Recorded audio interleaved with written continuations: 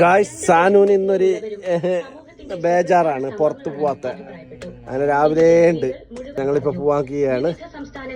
പിന്നെ നമ്മൾ ഹാർബറിലേക്ക് പോകുന്നുള്ള ഈ വാർത്തകൾ ആകാശവാണിയിൽ നിന്ന്. ആകാശവാണി വാർത്തകൾ. ഫയലുകൾ വേഗത്തിൽ തീർപ്പാക്കാനാണ് ലക്ഷ്യമിടുന്നത്.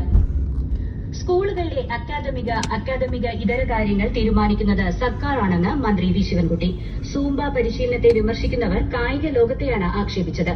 ഇത് പിൻവലിച്ച് മാപ്പ് പറയണമെന്നും മന്ത്രി തിരുവനന്തപുരത്ത് ആവശ്യപ്പെട്ടു. സൂംബ ദേശീയപരമായി തന്നെ അംഗീകരിക്കപ്പെട്ടിട്ടുള്ള ഒരു കായിക ഇനമാണ്. ലോകത്തെ ലക്ഷക്കണക്കിന് വരുന്ന ആൾക്കാർ പങ്കെടുക്കുന്ന ഒരു കായിക ഇനമാണ്.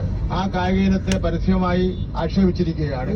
പ്രവർത്തിക്കുന്നവരെ ആകെ തന്നെ, കായിക താരങ്ങളെ ആകെ തന്നെ ആക്ഷേപിച്ചിരിക്കുകയാണ്. അതുകൊണ്ട് തീർച്ചയായിട്ടും അങ്ങനെ ആക്ഷേപം പറഞ്ഞവർ അത് പിൻവലിച്ച് മാപ്പ് പറയണമെന്ന് ഞാൻ പറയുകയാണ്. സംസ്ഥാനത്തിന്റെ വിവിധ ഭാഗങ്ങളിൽ ശക്തമായ മഴയ്ക്ക് സാധ്യതയെന്ന് കേന്ദ്ര കാലാവസ്ഥാ വകുപ്പ്. ഇന്ന് ഇടുക്കി, മലപ്പുറം, കോഴിക്കോട്, വയനാട്, കണ്ണൂർ, കാസർഗോഡ് ജില്ലകളിൽ മഞ്ഞ ജാഗ്രത പ്രഖ്യാപിച്ചിട്ടുണ്ട്. കേരള, കർണാടക, ലക്ഷദ്വീപ് തീരങ്ങളിൽ ഇന്ന് മത്സ്യബന്ധനത്തിന് പോകാൻ പാടില്ലെന്നും കേന്ദ്ര കാലാവസ്ഥാ വകുപ്പ് അറിയിച്ചു.